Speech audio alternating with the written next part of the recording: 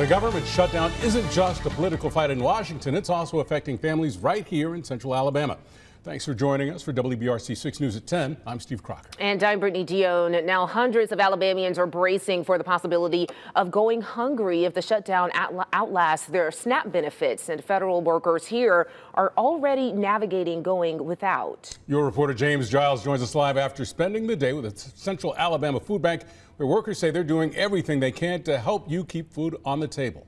Yeah, Steve, Brittany, it's a tough stretch right now with the shutdown dragging on. The Central Alabama Food Bank is preparing to feed federal workers and potentially hundreds of families who could lose their SNAP benefits next month. But the food bank has faced their own struggles due to federal funding cuts. For families who rely on the federally funded SNAP program, time is running out. Honestly, the government shutdown is a crisis situation for many families. Nicole Williams has spent years helping feed Alabama families. She says this moment is tough. The need keeps growing while the resources keep shrinking. But at the beginning of the year, the USDA cut many of the food programs for the food bank, and they cut about 3 million pounds of food, which was 2.5 million meals that we were scheduled to do in 2025. We will probably be feeding less this year.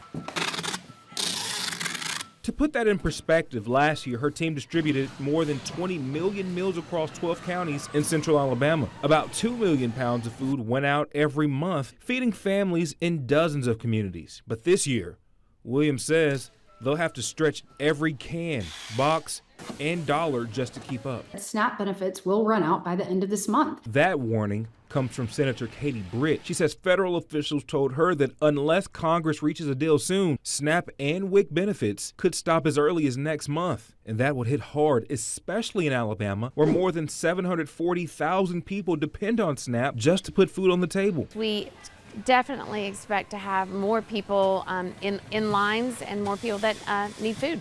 Williams says those lines are already getting longer, and she's worried they'll only grow if the shutdown continues. Republicans control the House, the Senate, and the presidency. They shut the government down.